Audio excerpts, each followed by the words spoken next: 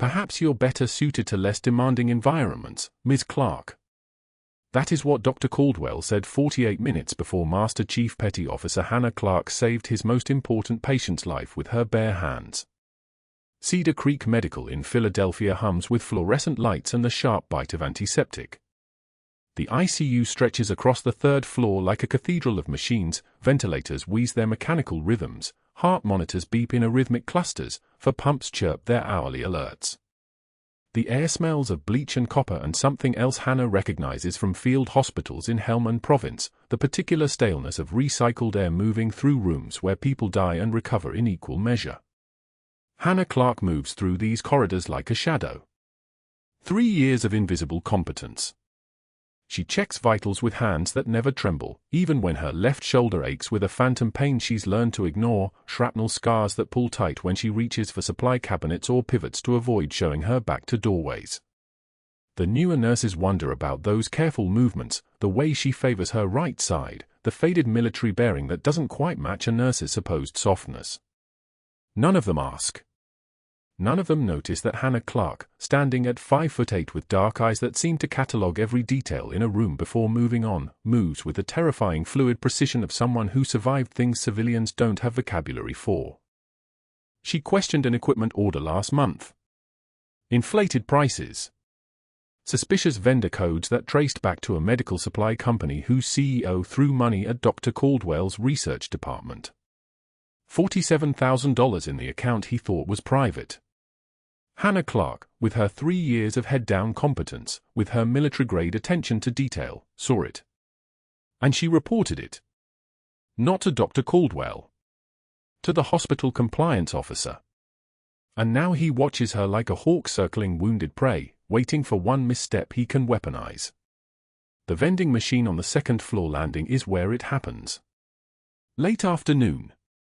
The kind of time when day shift hasn't fully left and night shift hasn't fully arrived, when the hospital exists in a thin space between two worlds. Hannah feeds quarters into the machine, methodical, one coin at a time, and her jaw is set with the kind of calm that comes from having already survived the worst. 23 years in the Navy. 3 tours in Iraq and Afghanistan. 17 combat deployments. 2 Purple Hearts and a Navy Cross gathering dust in a box she hasn't opened since 2019. She knows how to stand still while the world tries to break her composure. That attitude problem is getting worse, one of the administrators says. His name is Matthews. He works in surgical compliance and has never spoken to her directly until now. He speaks to his colleague, the woman beside him, but loud enough that Hannah hears every word. Caldwell said she questioned him about some billing issue. Like she's the keeper of hospital ethics all of a sudden. Hannah's hand moves to the next quarter. Steady. No tremor. No hesitation. The nerve, the woman says. Jennifer from HR. They position themselves 3 feet away, close enough that Hannah's presence registers as the subject of their conversation, far enough that they can claim they weren't speaking to her. He said she's been a problem since she started. Strange, quiet. Doesn't fit the team dynamic. Hannah's fingers curl around the quarter. She doesn't insert it. She simply holds it, watching the machine's glass face, watching the reflection of 2 people who think they're safe to say these things because the target isn't looking them in the eye. The target isn't flushed with anger. The target is standing perfectly still, feeding coins into a machine like an automaton. I heard he's building a file, Matthews continues. Documentation errors.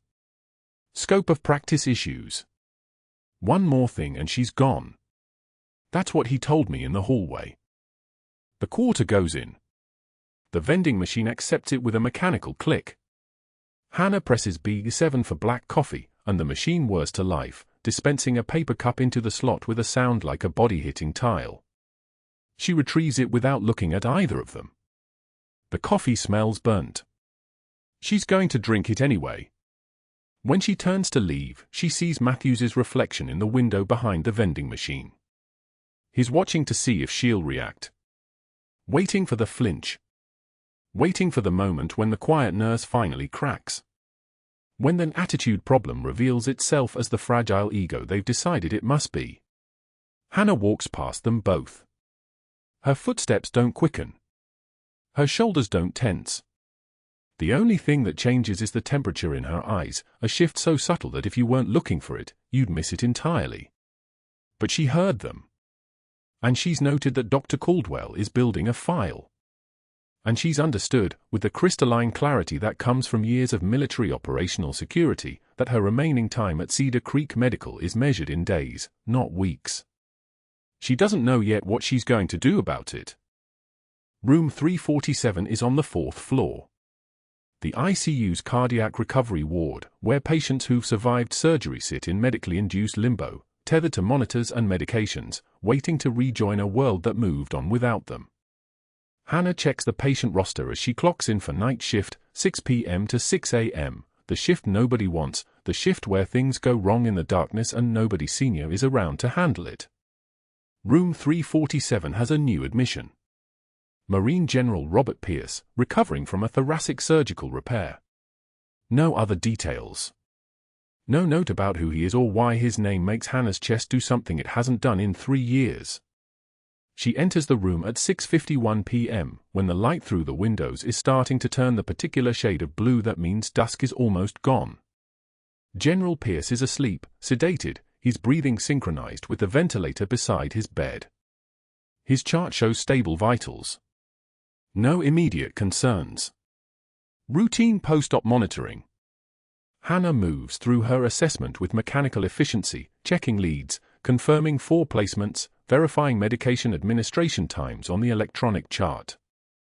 Then she sees them. Combat boots. Worn leather, scuffed at the heels, the laces tied with the kind of military precision that hasn't seen a supply depot in years. They're in a clear plastic bag beside the bed, tagged as patient belongings. Size 10. Left boot has a small tear in the sole where it's been repaired with. Hannah leans closer without touching, with duct tape and a prayer. That's not standard. That's not issue equipment. That's the kind of boot that's been to places and back again, and the person wearing it loved it enough to repair it instead of replacing it. That's the boot in the photograph her son sent her 6 months ago. That's the boot he was wearing the last time she saw him in person, the day she drove him to the airport for deployment to Tikrit.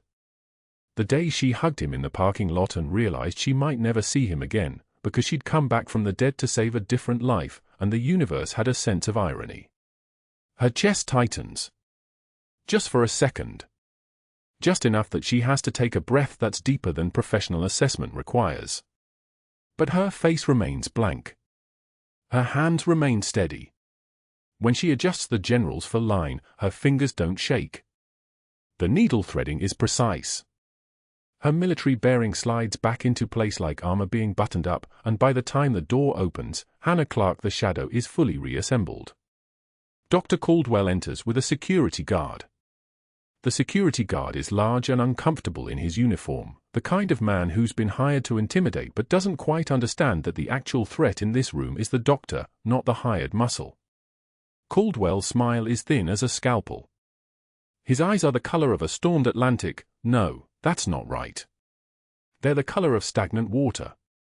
Nothing moving underneath. Just predatory stillness. Ms. Clarke, he says, and her name in his mouth sounds like an accusation. I wanted to touch base about your charting on Mr. Richardson in room 341. The documentation is sloppy. Incomplete. Hannah doesn't respond immediately. She finishes adjusting before line. She checks the flow rate one more time. She makes a notation in the chart. Then she turns to face him. Her voice, when it comes, is quiet. Professional. The voice of a nurse who knows her place. I reviewed that chart twice, Doctor. All required fields are completed. Your interpretation of required and mine seem to differ, Caldwell says. His smile doesn't change. I'm concerned about the pattern. This would be your second documentation issue in as many months. We need to discuss your competency level. You're fit with our culture here at Cedar Creek. The security guard shifts his weight. He's uncomfortable.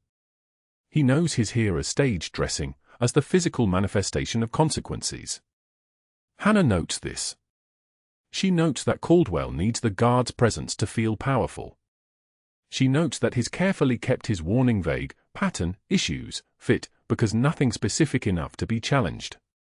This is how institutional predators work. They layer implications until the target drowns in their own doubt. One more error, Caldwell continues, and we'll need to have a conversation with HR about whether this position is right for you. Whether you should be reassigned to a less complex environment. I'd hate to see you struggle here when you might flourish elsewhere. Hannah nods once. A single, controlled movement. She doesn't defend herself. She doesn't point out that her charting has been exemplary. She doesn't mention that she's seen his eyes dart to the patient's monitor, that she's tracked his vitals more carefully than he has, that she already knows General Pierce's heart rate dropped to 42 for 14 seconds at 4:15 a.m. this morning, a blip Caldwell won't discover until she tells him, because she won't let her patient crash on a watch while the doctor is too busy building termination files. Yes, doctor, Hannah says. She turns back to adjust the 4-line one more time, a gesture that's pure theater but serves its purpose. It signals that the conversation is finished. That this nurse, this quiet, competent, invisible nurse, accepts the hierarchy. Accepts the threat. Understands her place. What Dr. Caldwell doesn't understand, what the security guard doesn't understand, what the entire institution of Cedar Creek Medical doesn't understand, is that Hannah Clarke stopped accepting her place in the hierarchy 17 years ago. The moment she raised her hand and swore an oath to protect and defend. The moment she stepped off a helicopter into Sanjan Valley with a rifle and a trauma kit and the understanding that she was no longer a civilian, that she had obligations that transcended her own survival. She's been hiding those obligations for 3 years. But they're still there. They're in the combat boots beside the bed. They're in the way her left shoulder tightens with phantom pain whenever she sees a general officer. They're in the part of her that never really came home from Tikrit because some pieces of a person, once they're left in a war zone, can't ever be retrieved. The door closes behind Caldwell and the security guard. General Pierce's monitor beeps its steady rhythm.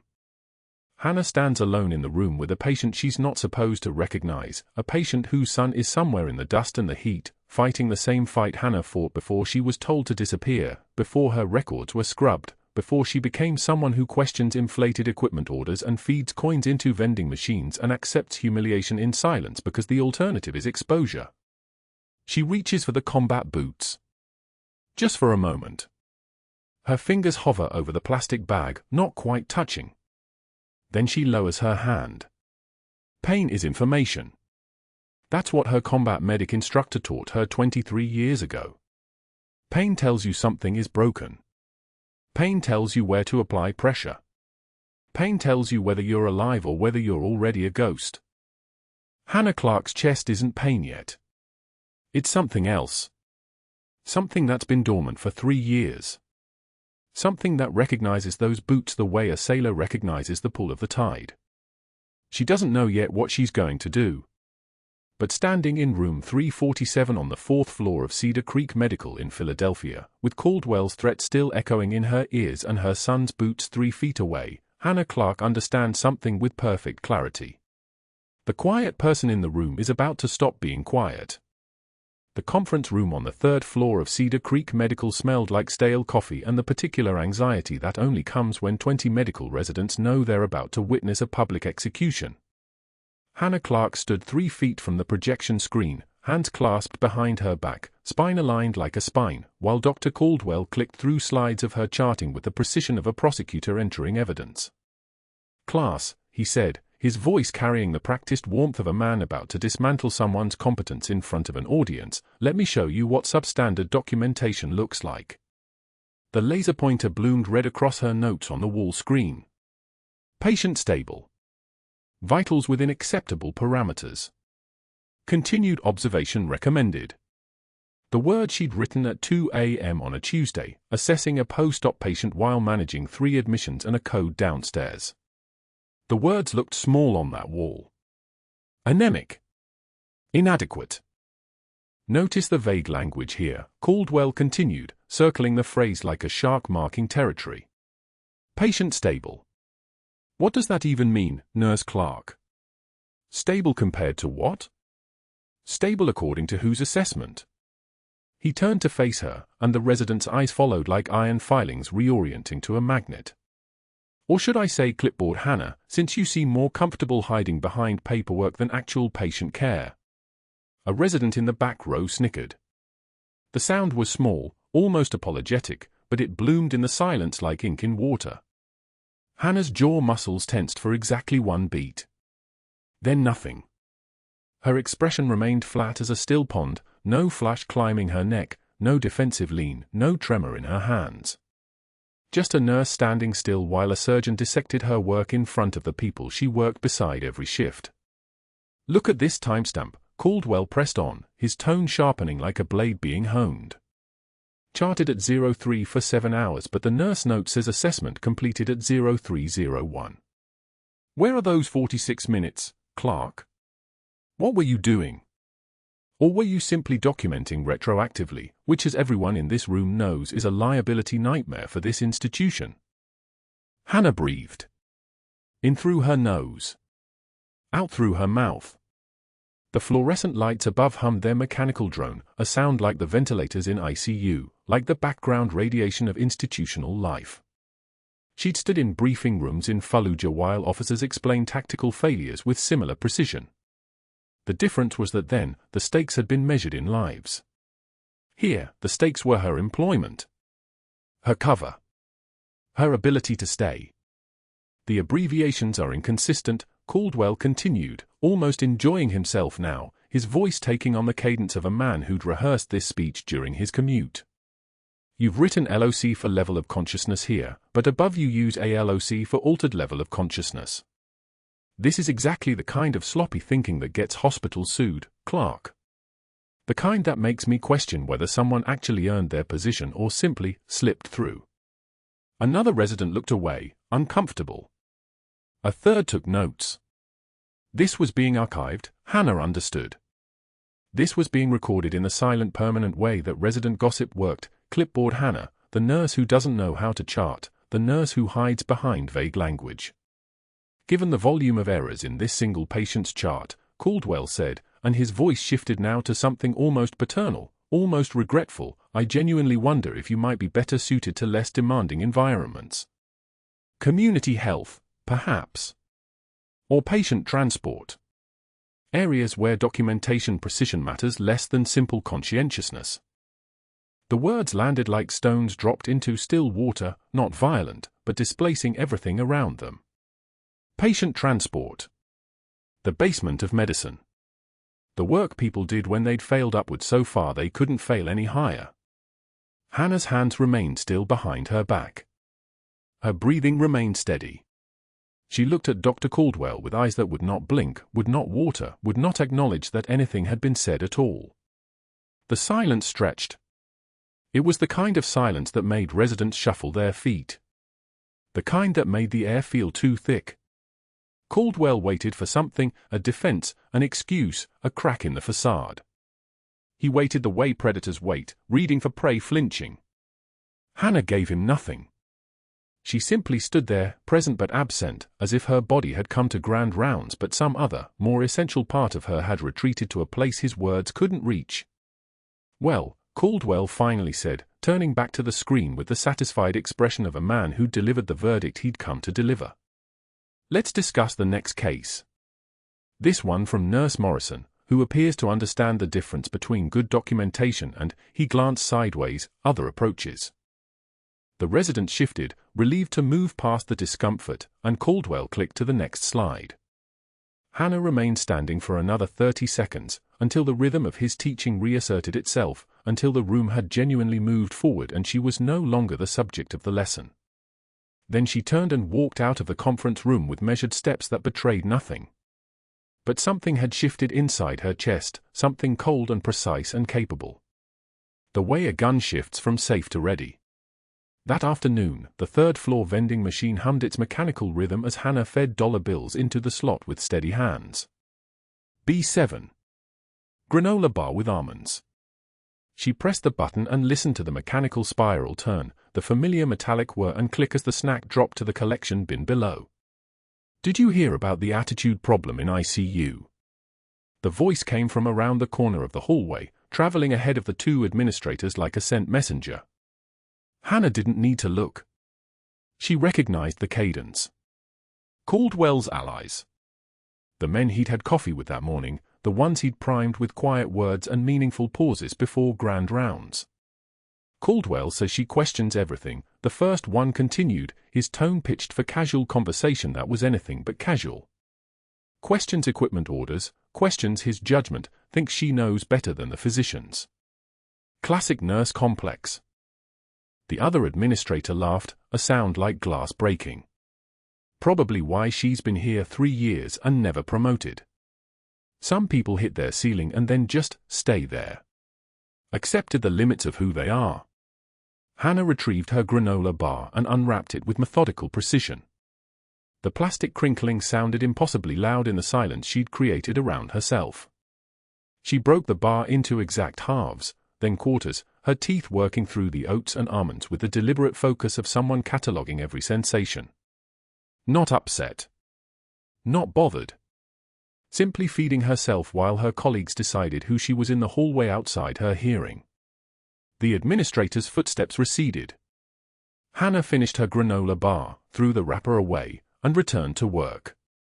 7 hours and 43 minutes remained in her shift. At 2,200 hours that evening, Dr. Caldwell found her outside the supply room on the second floor, restocking the emergency crash cart with practiced efficiency. He brought Randy with him, the security guard, lanky and nervous, his hand resting on his belt as though he was prepared for Hannah to become a problem he could physically remove. "One more documentation error, Clarke," Caldwell said, and his voice was quiet now, which made it worse. "Just one more. And Randy here will escort you out the front doors with your belongings in a cardboard box. We understand each other." Hannah met his eyes for exactly 2 seconds. Then she nodded once. A single, economical gesture that conveyed complete understanding and zero emotion. She turned back to the crash cart and continued restocking epinephrine 1 mg, atropine 0.5 mg, the small glass vials catching the fluorescent light like liquid amber. Caldwell waited for a response, for something to work with, some small opening that would justify escalating to the next level. He didn't get one. Hannah's hands moved with absolute precision, placing each vial in its designated slot, her breathing unchanged, her posture suggesting that he and Randy had already ceased to exist. After a long moment, Caldwell turned and walked away. Randy followed, and Hannah continued working alone in the supply room, surrounded by the tools of emergency medicine, understanding with perfect clarity that this had just moved beyond the realm of professional conflict into something else entirely. She had 3 shifts remaining, she calculated. 3 shifts to see the general, to assess his recovery from the chest trauma that had brought him to Philadelphia. 3 shifts to exist in the space between her burned identity and whatever came next. After that, Caldwell's documentation review would yield results. Termination letters would be processed. The quiet operative who'd been working emergency medicine for 36 months would disappear back into whatever shadow ops had created her. But standing at the supply cart, stocking medications that kept people alive, Hannah understood something that Dr. Caldwell had miscalculated. The quietest person in the room was rarely the person with the least to lose. Often, it was the opposite.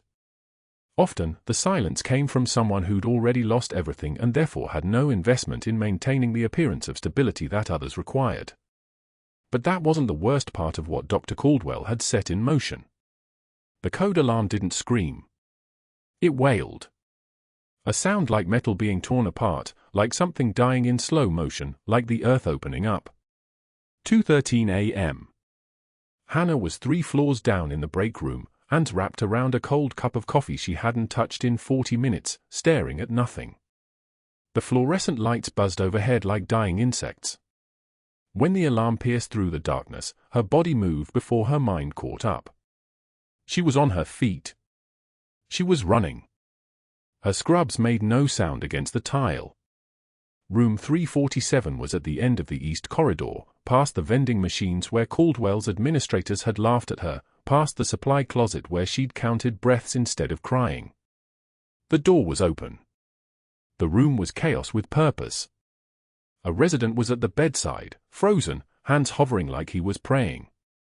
The crash cart sat untouched against the far wall. No attending physician.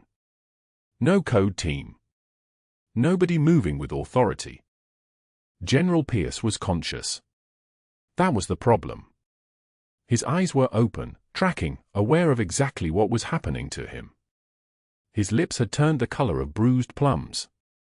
His jugular veins were distended like ropes, thick and pulsing visibly on both sides of his neck. His breathing came in shallow gasps, each one more labored than the last.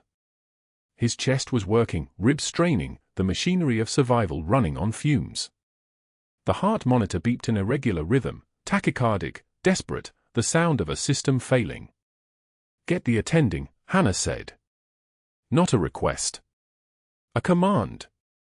The resident didn't move. Now. He moved.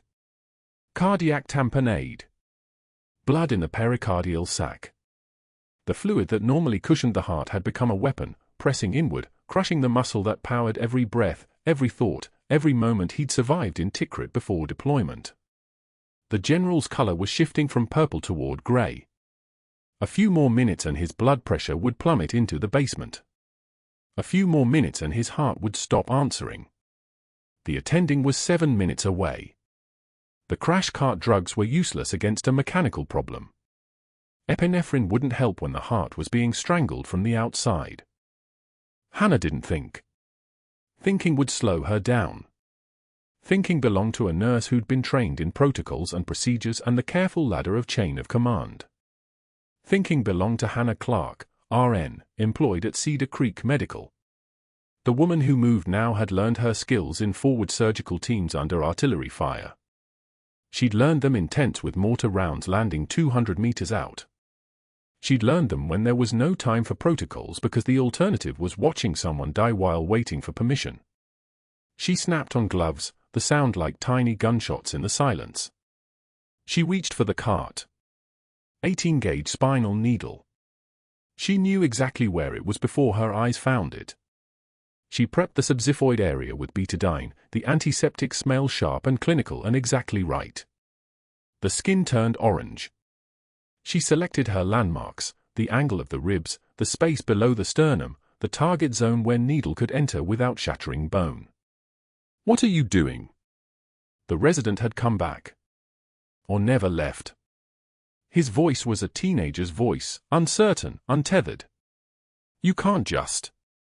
Hannah didn't answer. She advanced the needle at a 45-degree angle toward the general's left shoulder, advancing slowly, feeling for the give of the pericardium through the sensitive resistance of the needle. The general's eyes met hers. Not fear. Recognition. He understood what she was doing. He understood what she was risking. The needle advanced. The syringe filled with dark blood. Not arterial red. Not venous blue. The color of blood that had been trapped, stagnant, suffocating the organ that needed to pump it.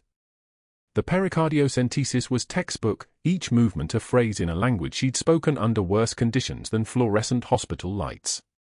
She pulled back on the syringe. 2 milliliters. 4. 8. The general's breathing changed. The ragged gasp smoothed into something almost normal. His color shifted from gray back toward human. His jugular vein stopped pulsing like ropes trying to escape his neck. The heart monitor steadied. The rhythm organized itself. The general's eyes closed briefly, not surrender, but something like relief. His chest fell into the rhythm of actual breathing instead of the machinery of drowning. An attending physician appeared in the doorway. Dr. Morrison. 40 years old, competent, Harvard-trained, the kind of doctor who'd never once questioned whether a nurse could read an EKG better than half the residents. He stopped. His mouth opened. His hands were empty. His expression was the expression of someone watching a magic trick and understanding, with sudden clarity, that he didn't understand anything at all. Who performed that procedure? His voice was flat. Clinical. The tone of a man watching the hierarchy of knowledge rearrange itself in real time. Hannah didn't answer. She was already withdrawing the needle with movements as steady as surgical steel. She applied pressure to the puncture site. She disposed of the sharps in the red biohazard container with the kind of precision that looked like routine. The syringe went into the waste container. Her gloves came off with a snap. Her face remained blank. Her shoulders remained square. The trembling wasn't fear. The trembling was the discipline of not speaking, of not explaining, of leaving everyone in the room suspended in the knowledge that they'd just watched something they couldn't quite name. Patient was coding, Hannah said quietly. Her voice had dropped an octave. You were 3 minutes out. She was updating the chart before Morrison could ask another question. Room 347, 2:02 a.m. General Pierce, unstable cardiac rhythm, distended jugular veins, suspected pericardial effusion. She documented the vitals before and after. She left the procedure unlabeled because labeling it would require admitting what had happened. She documented the outcome: patient stabilized, color improved, rhythm organized, respiratory effort normalized. The words were neutral. The words were perfect. The words would survive any audit, any review, any investigation that might follow. Morrison was still standing in the doorway. He'd moved closer to the general now. He was checking the vitals himself. The blood pressure was 118/74. Normal. Human. The oxygen saturation was 96%. The general's eyes were open and aware, and he was looking directly at Hannah with an expression she couldn't quite read. Gratitude. Recognition. Something deeper than either.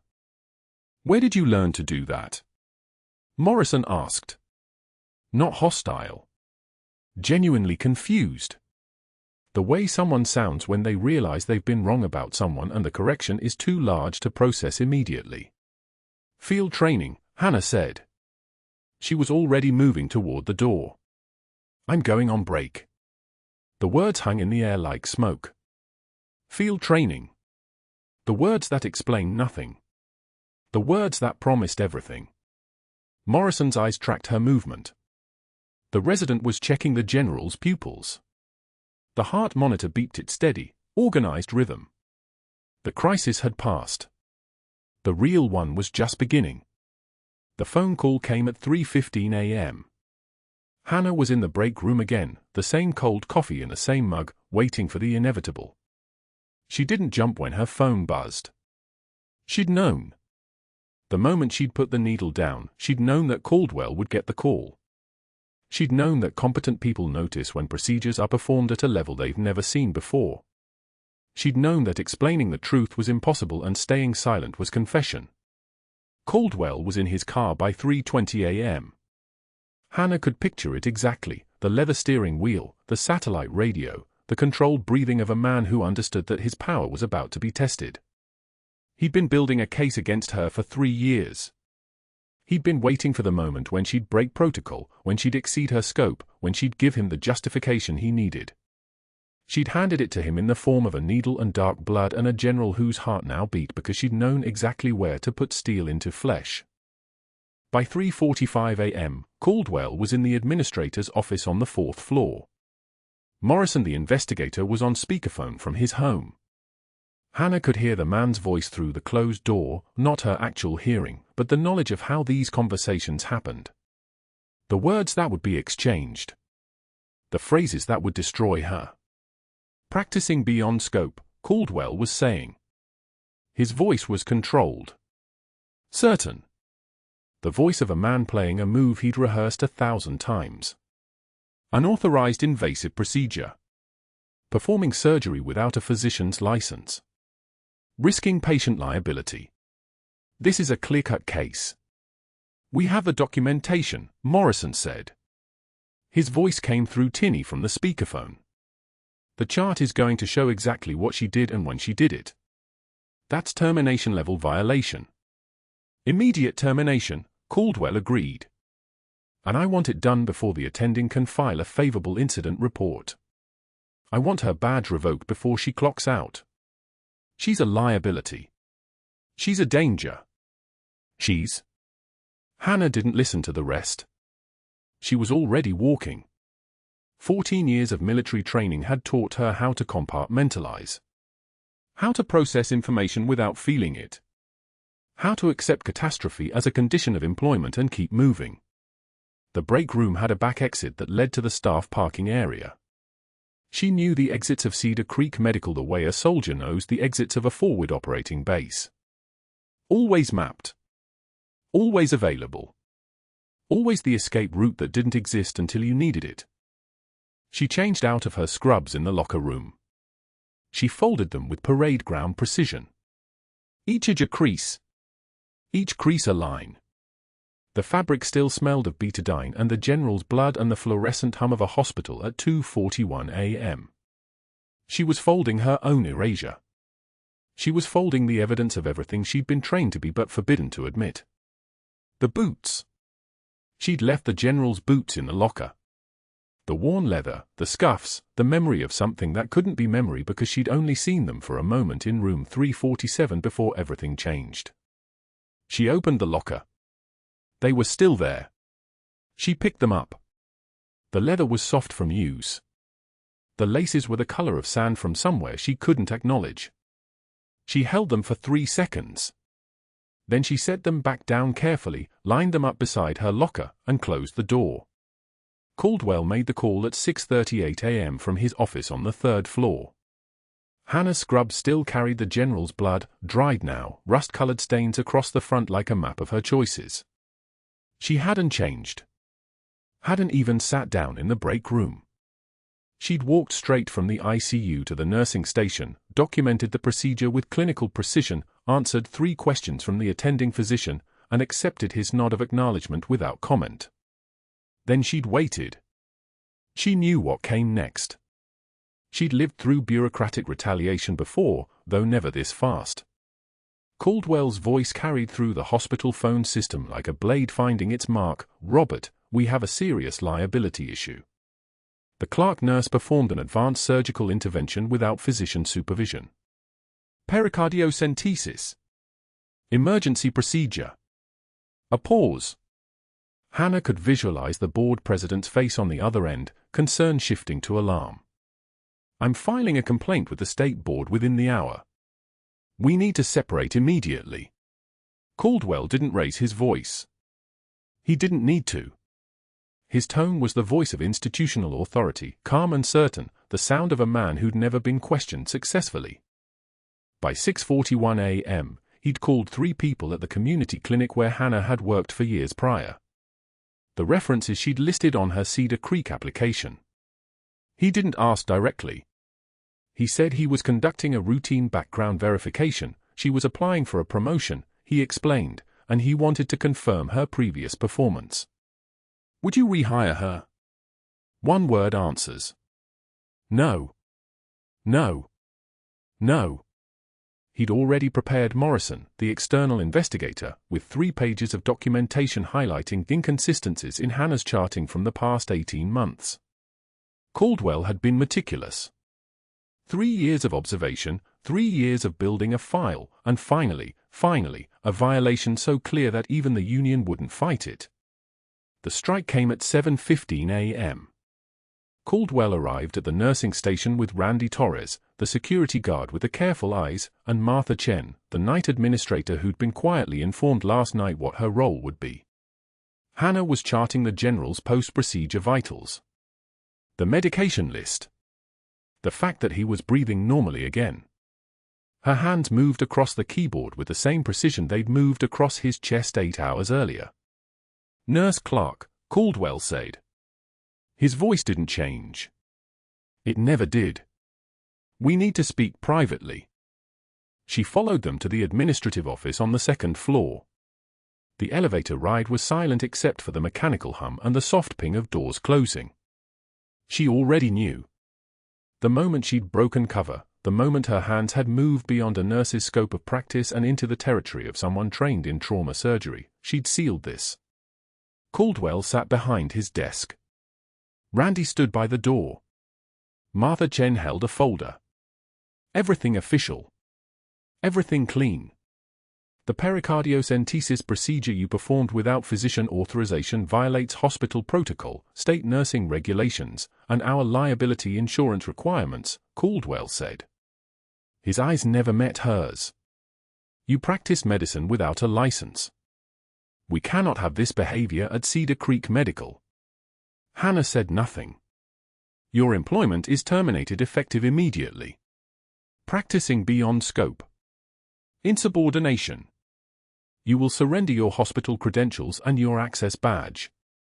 Martha Chen slid an exit document across the desk. Hospital property return form. Badge. Keys. Locker combination lock if she'd used one. Hannah had used nothing that would need returning except what was already in her possession. She reached for her lanyard. The hospital ID was plastic, laminated, her photo from orientation 3 years prior. Hair tied back. Expression neutral. She looked at it for exactly 2 seconds. Master Chief Petty Officer Hannah Clarke. That's what it said in the classified files. This said RN, Cedar Creek Medical.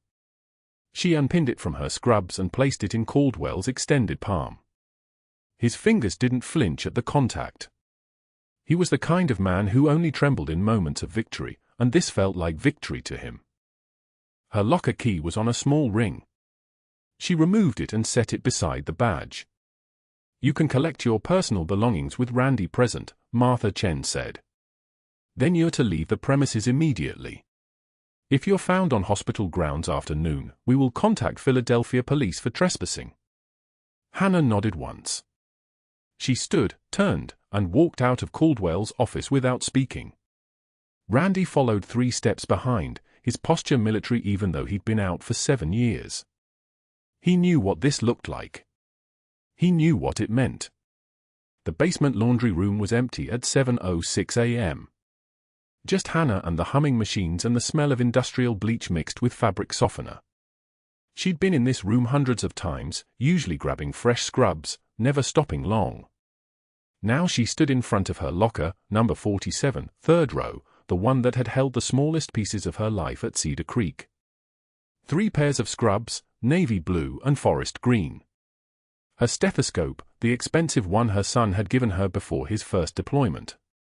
A single photograph in a plastic frame, her son Marcus in his marine dress uniform, the blues, the fabric perfectly creased, his jaw set like stone. Everything else was hospital property.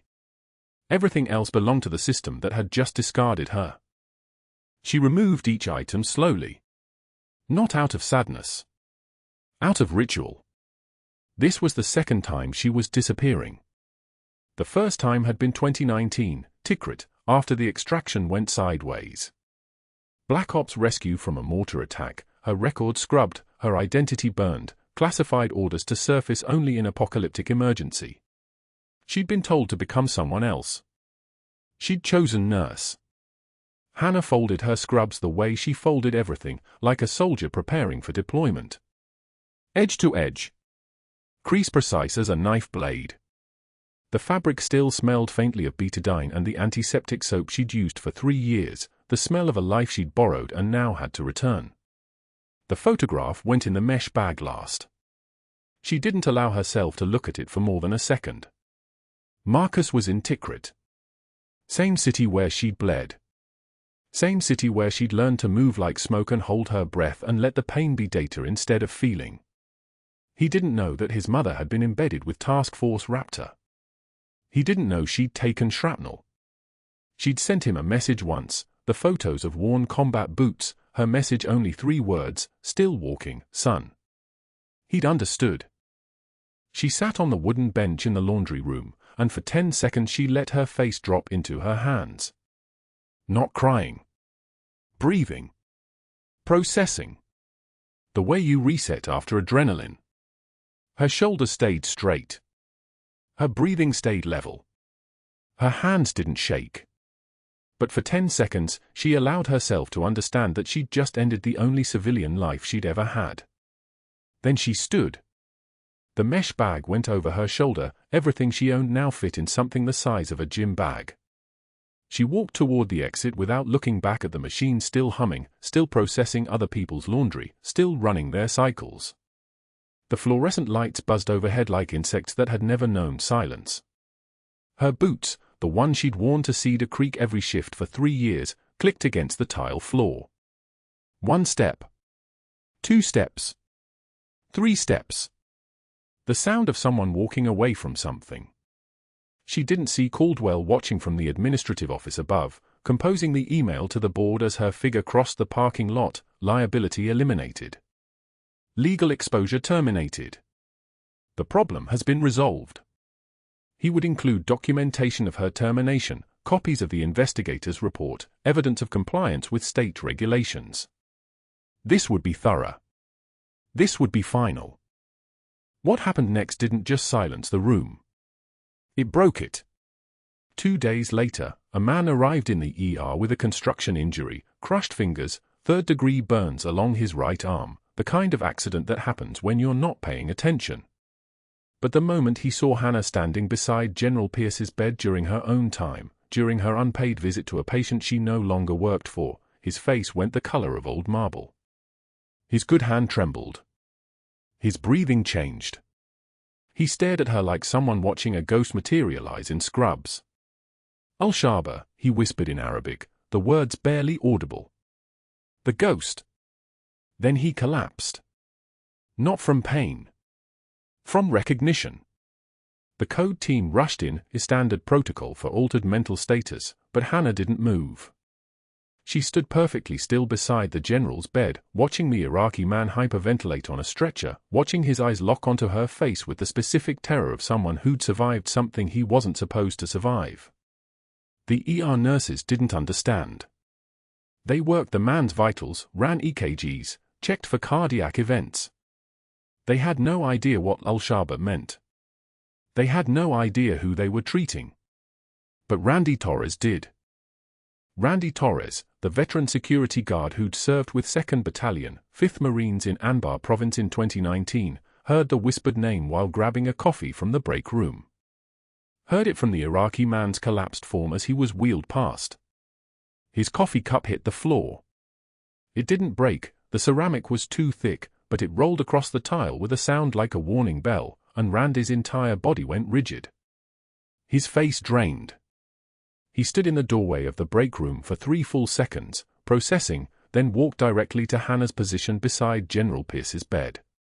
The hallway went quiet. Randy's voice, when it came, carried the weight of protocol and deep, bone-deep respect.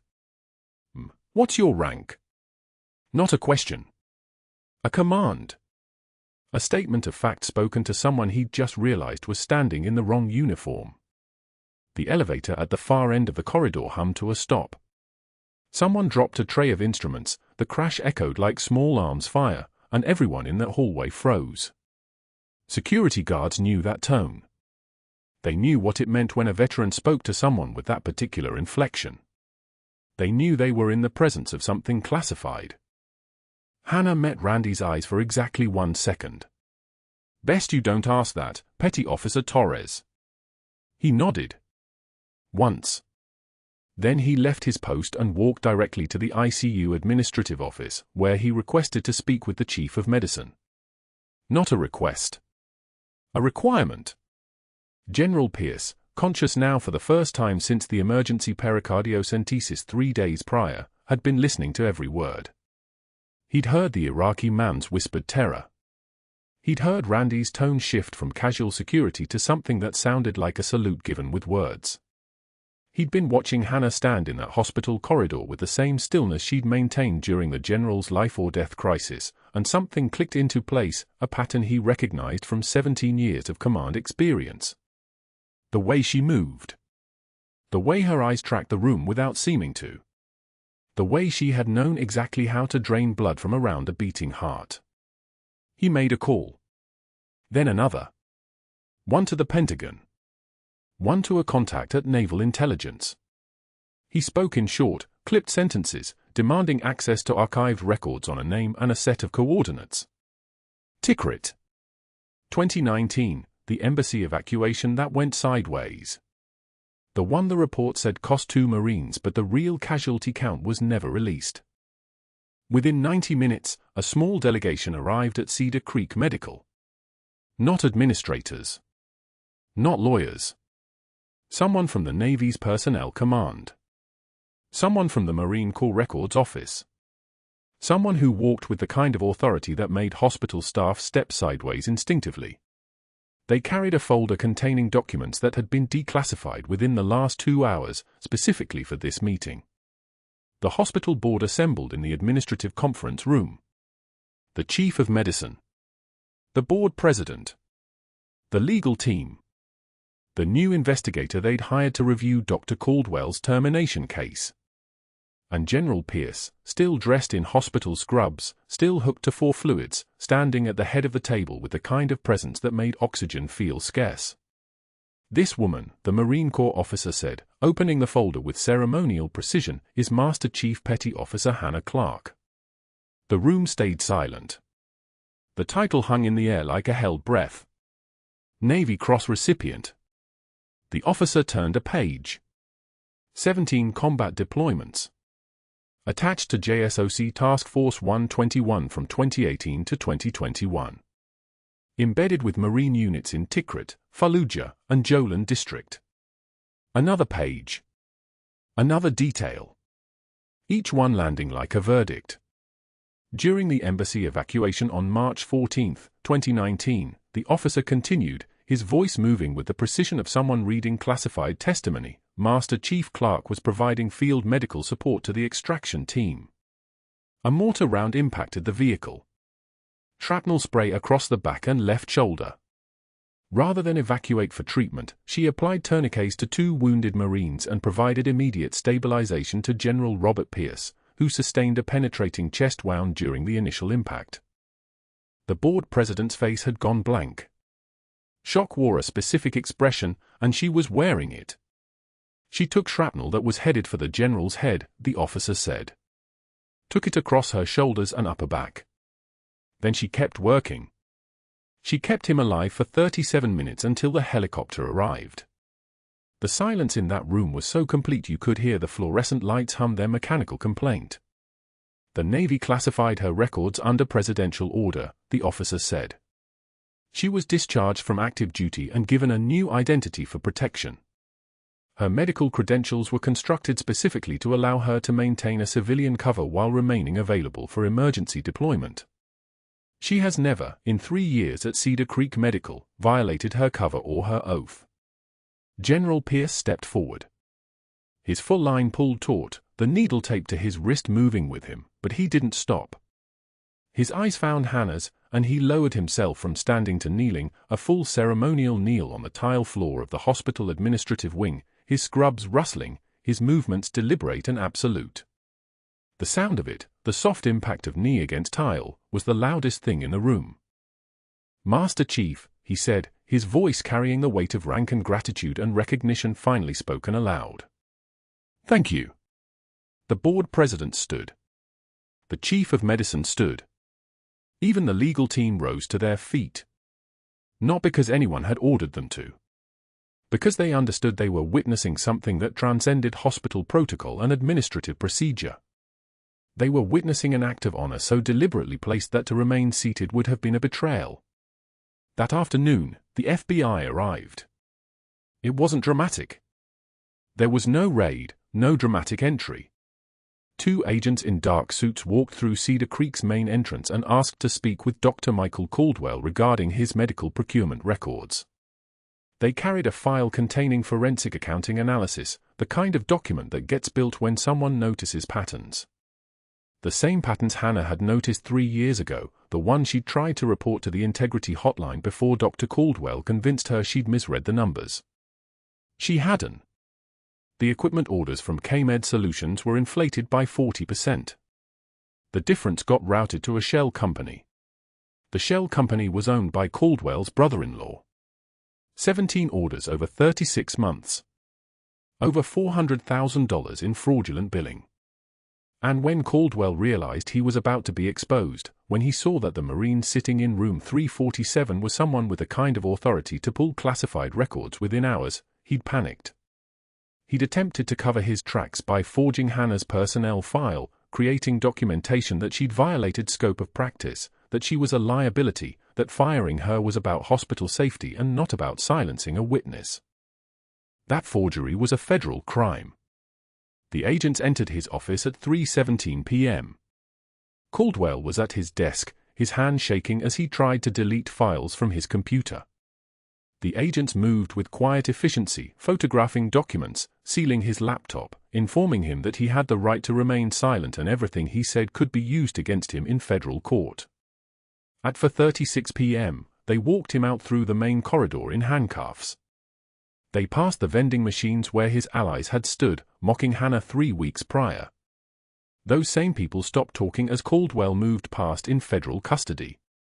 They passed the nurses' station where Hannah had worked 3 12-hour shifts a week, invisible and dedicated. The residents who had snickered during grand rounds watched him go with their mouths slightly open. The security officers, including Randy Torres, who stood perfectly still as Caldwell passed, didn't offer the courtesy of looking away. The rubber soles of Caldwell's shoes squeaked on the tile floor. The handcuffs clinked softly against his wrists. It was the sound of consequence finally catching up with arrogance. His medical license was suspended pending trial. The hospital board issued a statement expressing their commitment to reviewing procurement oversight and ensuring that employees who raise safety concerns are protected rather than retaliated against. Legal settlements were negotiated quietly. Hannah's back pay was processed. A promotion to nurse director was offered. A formal apology was prepared. 3 weeks later, Hannah heard through the network of nurses who shared information the way combat units share intelligence, that Dr. Michael Caldwell was teaching CPR recertification at Philadelphia Community College. $12 an hour. No benefits. No prestige. Just the basement classroom twice a week where people came to renew their certifications and occasionally complained about his teaching style. She felt nothing when she heard it. Not satisfaction. Not vindication. Nothing but the phantom ache in her left shoulder where the shrapnel had entered at an angle, missing bone by millimeters, and the weight of the general's hand when he'd placed it there 2 days after his discharge, on the actual wound, beneath her scrubs, acknowledging the cost of her choice. "Your son Marcus," General Pierce said, standing with her in the ICU corridor on the day she returned to Cedar Creek, "wanted you to have these." He held out a clear plastic bag containing a pair of combat boots. They were worn. The leather was creased at the ankle from 1,000 movements. The laces were military-issue tan nylon, knotted tight. On the sole, written in black Sharpie in handwriting she recognized immediately, were the words, "For Mom, you taught me to stand." Hannah took the bag. Her hands were steady. Her face didn't move. But something behind her eyes shifted, not breaking, just allowing light through in a way that had been sealed shut for 3 years. The boots smelled like dust and diesel fuel and something indefinably like coming home. "He knows what you did," the general said quietly. "Breaking cover. He said to tell you he's proud of you.